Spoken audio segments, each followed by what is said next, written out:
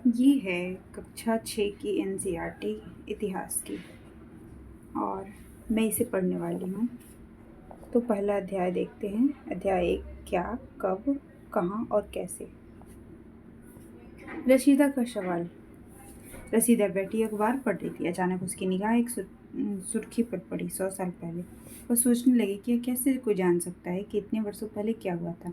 कैसे पता लगा यह जानने के लिए कि कल क्या हुआ था। तुम रेडियो सुन सकते हो, टेलीविज़न देख सकते हो या फिर अखबार पढ़ सकते हो। साथ ही यह जानने के लिए कि पिछले साल क्या हुआ था तुम किसी ऐसे व्यक्ति से बात कर सकते हो जिसे उस समय की स्मृति हो। लेकिन बहुत पहले क्या हुआ था यह कैसे जाना जा सकता है। अतीत के बारे में हम क्या जान सकते हैं। अतीत के बारे में बहुत कुछ जाना जा सकता है, जैसे लोग क्या खाते थे, कैसे कपड़े पहनते थे, किस तरह के घरों में रहते थे।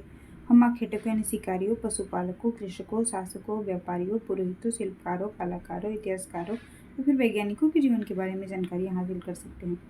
यही नहीं, हम यह भी पता कर सकते हैं कि उस समय बच्चे कौन से खेल खेलते थे, कौन सी कहानियाँ सुना करते थे, कौन से नाटक देखा करते थे या फिर कौन कौन से गीत गाते थे। लोग कहाँ रहते थे। मानचित्र 1 पृष्ठ 2 में दिया है। नर्मदा नदी का पता लगाओ। ठीक है, कई लाख वर्ष पहले से लोग इस नदी के तट पर रह रहे हैं। यहाँ रहने वाले आरंभिक लोगों में से कुछ कुशल संग्राहक थे जो आसपास के जंगलों के विशाल संपदा से परिचित थे। अपने भोजन के लिए वे जड़ों, फलों तथा जंगल के अन्य उत्पादों का यहीं से संग्रह किया करते थे। वे जानवरों का आखेट शिकार करते थे। अब तुम पश्चिम की सुलेमान और किरथर पहाड़ियों का पता लगाओ। ये लोकेशन दिया हुआ है। इस क्षेत्र में कुछ ऐसे स्थान हैं जहाँ लगभग 8000 वर्ष पूर्व स्त्री पुरुषों ने सबसे पहले गेहूं तथा जौ की फसलों को उपजाना आरंभ किया। ये पॉइंट नोट करने हैं कि सबसे पहले गेहूं और जौ की फसलें थी। उन्होंने भेड़ बकरी और गाय बैल जैसे पशुओं को पालतू बनाना शुरू किया। ठीक है, भेड़ बकरी गाय और बैल। ये लोग गांव में रहते थे। उत्तर पूर्व में गारो, उत्तर पूर्व, ठीक है, नॉर्थ ईस्ट वाला रीजन है गारो, जो मेघालय में ना गारो गारो तथा मध्य भारत में विंध्य पहाड़ियों का पता लगाओ। ये दे रहा है। ये कुछ अन्य ऐसे क्षेत्र हैं जहाँ कृषि का विकास हुआ, जहाँ सबसे पहले चावल उपजाया गया। वे स्थान विंध्य के उत्तर में स्थित थे।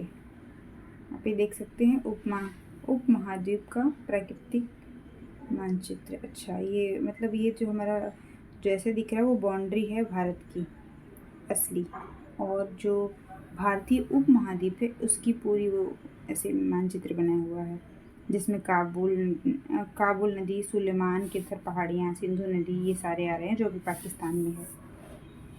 और बांग्लादेश का भी रीजन आ रहा है जो भारत का प्राकृतिक विभाजन है, प्राकृतिक मानचित्र है।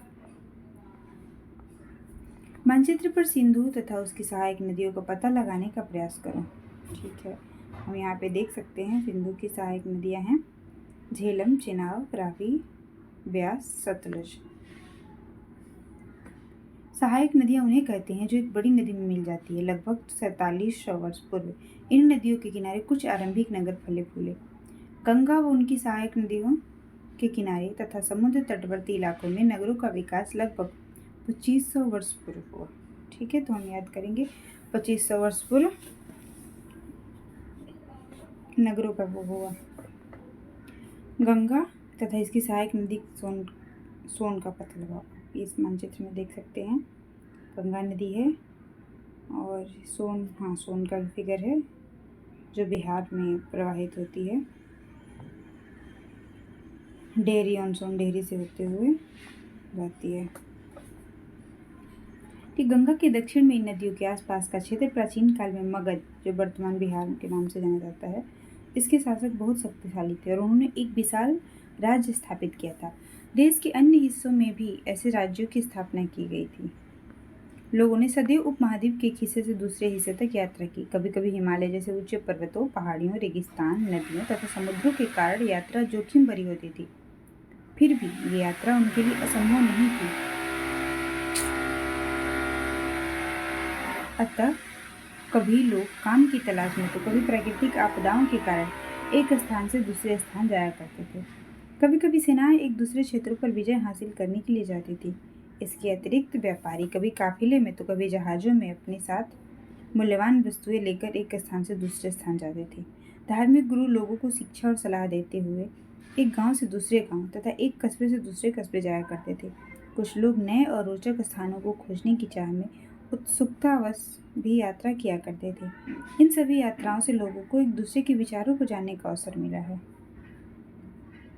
यहाँ पे एक छोटा लिखा क्या हुआ है कि मानचित्र एक दक्षिण एशियाई आधुनिक भारत, पाकिस्तान, बांग्लादेश, नेपाल, भूटान और श्रीलंका और अफगानिस्तान, ईरान, चीन तथा म्यांमार आदि पड़ोसी देशों को दर्शाता है। दक्षिण एशिया एक महाद्वीप से छोटा है, लेकिन विशालता तथा बाकी एशिया से समुद्रों, पहाड़ियों तथा पर्वतों से बटे होने के कारण इसे प्रायः उपमहाद्वीप कहा जाता है। ये आप फिगर देख सकते हैं, हम इसके बारे में बात कर रहे हैं। अगर स्क्रीनशॉट लेना हो तो आप ले सकते हैं। मैं इसे थोड़ा और कर देती हूँ। ये रहा पूरा।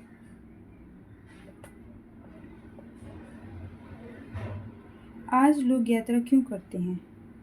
एक बार फिर से मानचित्र एक को देखो। अभी हमने देखा पहाड़ियाँ, पर्वत और समुद्र इस उपमहाद्वीप की प्राकृतिक सीमा का निर्माण करते हैं। हालांकि लोगों के लिए इन सीमाओं को पार करना आसान नहीं था। जिन्होंने ऐसा चाहा वे ऐसा कर सके। वे पर्वतों की ऊंचाई को छू सके तथा गहरे समुद्रों को पार कर सके। उपमहाद्वीप के बाहर से भी कुछ लोग यहाँ आए और यहीं बस गए। लोगों की इस आवागमन ने हमारी सांस्कृतिक परंपराओं को समृद्ध किया। कई सौ वर्षों से लोग पत्थर को तराशने, संगीत रचने और यहाँ तक कि भोजन बनाने के नए तरीकों के बारे में एक दूसरे के विचारों को अपनाते रहे। देश के नाम। अपने देश के लिए हम प्राय इंडिया तथा भारत जैसे नामों का प्रयोग करते हैं।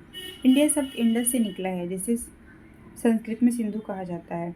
अपने एटलस में ईरान और यूनान का पता लगाओ। लगभग 2500 वर्ष पूर्व उत्तर पश्चिम की ओर से आने वाले ईरानियों और यूनानियों ने सिंधु को हिंदोस अथवा इंदोस और इस नदी के पूर्व में स्थित भूमि प्रदेश को इंडिया कहा। भारत नाम का प्रयोग उत्तर पश्चिम में रहने वाले लोगों के एक समूह के लिए किया जाता था। इस समूह का उल्लेख संस्कृत की आरंभिक लगभग 3500 वर्ष पुरानी कृति ऋग्वेद से भी मिलती है। बाद में इसका प्रयोग देश के लिए होने लगा। अतीत के बारे में कैसे जाने?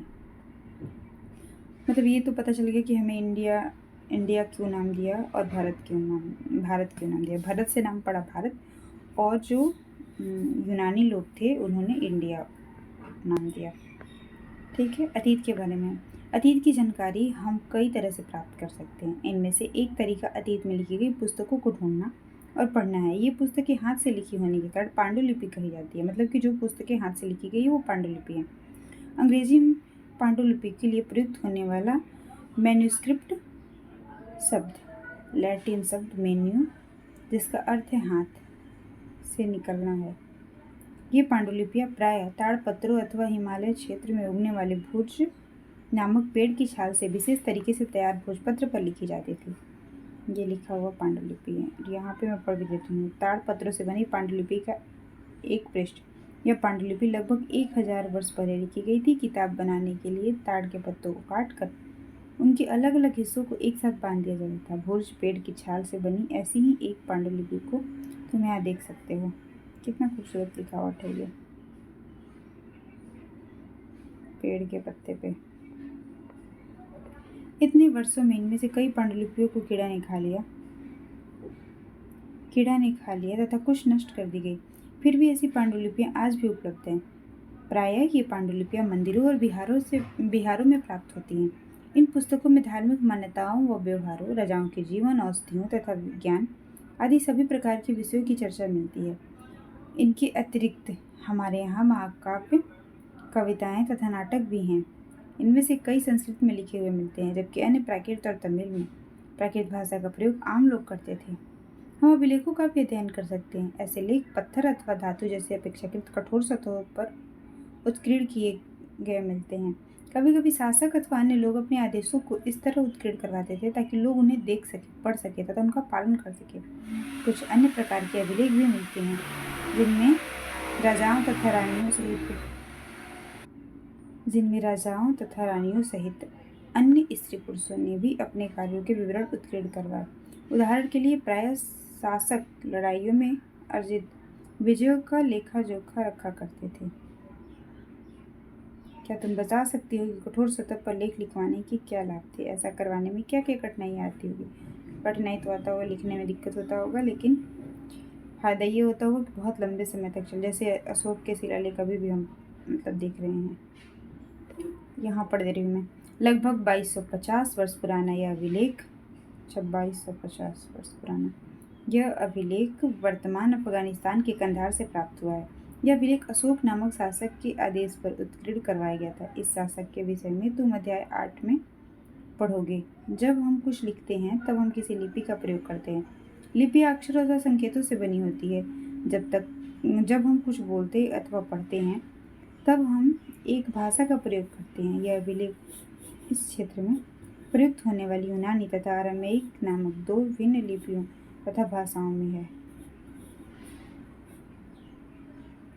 ठीक है, ये अशोक के शिलालेख हैं, अशोक के अभिलेख। ठीक है, इसके अतिरिक्त अन्य कई वस्तुएं अतीत में बनी और प्रयोग में लाई जाती थी। ऐसी वस्तुओं का अध्ययन करने वाला व्यक्ति पुरातत्वविद कहलाता है। पुरातत्वविद पत्थर और ईंट से बनी इमारतों के अवशेषों, चित्रों तथा मूर्तियों का अध्ययन करते हैं। वे औजारों, हथियारों, बर्तनों, आभूषणों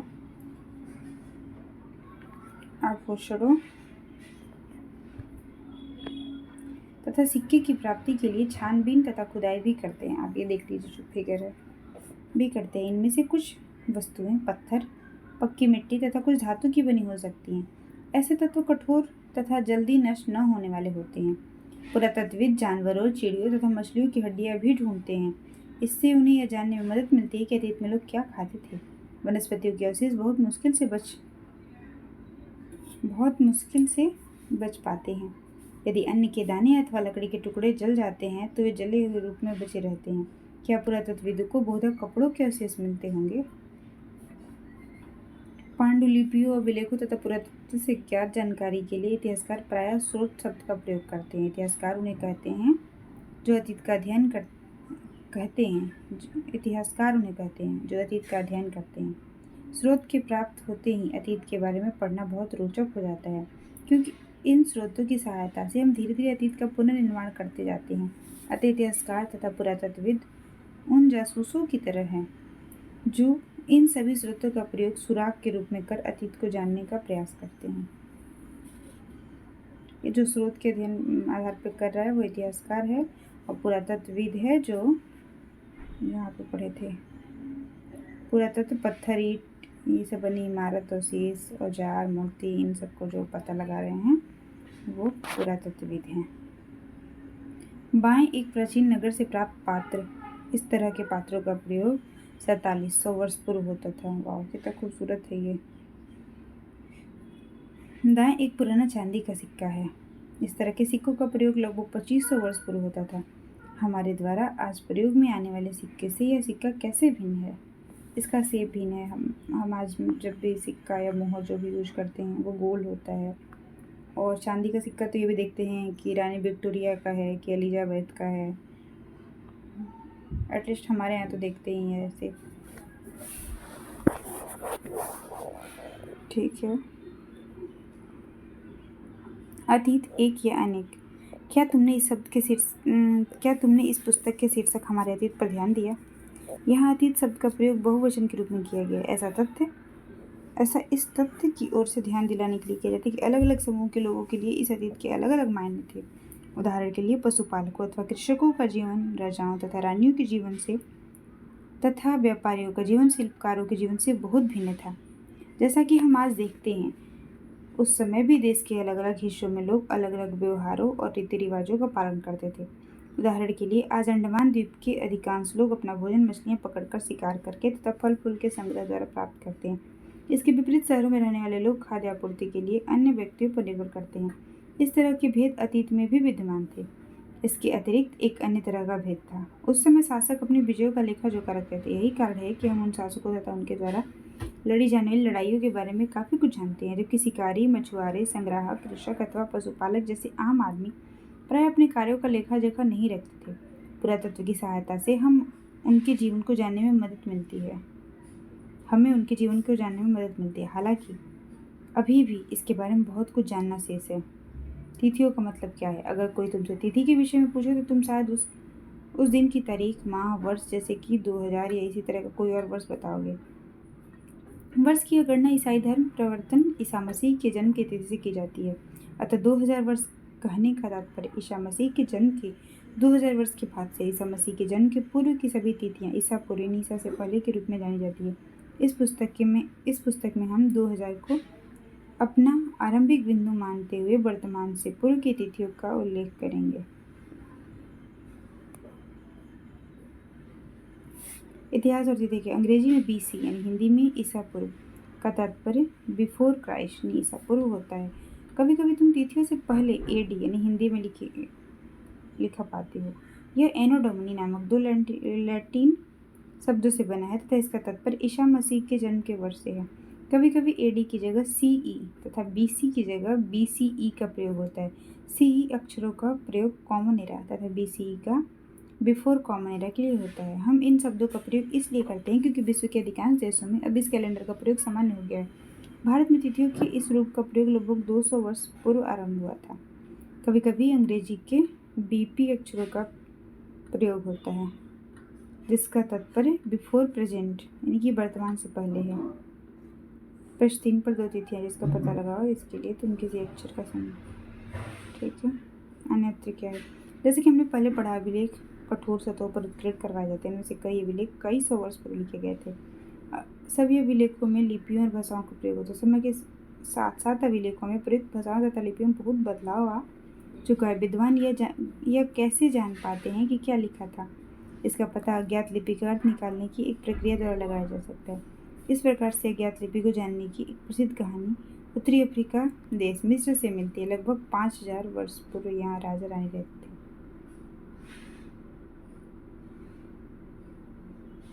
मिस्र के उत्तरी तट पर रोशेटा नाम का एक कस्बा है। यहाँ से एक ऐसा उत्कीर्ण पत्थर मिला है जिस पर एक ही लेख 3 भाषाओं तथा लिपियों, यूनानी तथा मिस्री लिपि में 2 प्रकार में है। कुछ विद्वान यूनानी भाषा पढ़ सकते थे। उन्होंने बताया कि यहाँ राजाओं तथा रानियों के नाम एक छोटे से फ्रेम में दिखाए गए हैं। इसे कारतूस कहा जाता है। इसके बाद विद्वानों ने यूनानी तथा मिस्री संकेतों को अगल बगल रखते हुए मिस्री अक्षरों के समानार्थक ध्वनियों की पहचान की। जैसा कि तुम देख सकते हो, यहाँ L अक्षर के लिए शेर तथा A अक्षर के लिए चिड़िया के चित्र बनाए हैं। एक बार जब उन्होंने यह जान लिया कि विभिन्न अक्षर किसके लिए प्रयुक्त हुए हैं तो वे आसानी से अन्य अभिलेखों को भी पढ़ सकते हैं। L के लिए शेर है, A के लिए ये है बाज चिड़िया, A के लिए हाँ ठीक है, शेर L के लिए है। कल्पना करो तुम्हें प्रतिनिधित्व का साक्षात्कार लेना। तुम उन 5 प्रश्नों की सूची बनाओ। ये सब बच्चों के लिए है। Thank you for watching. और अगर आपको ये वीडियो पसंद आया हो तो लाइक करें, चैनल को सब्सक्राइब करें। धन्यवाद। Bye bye.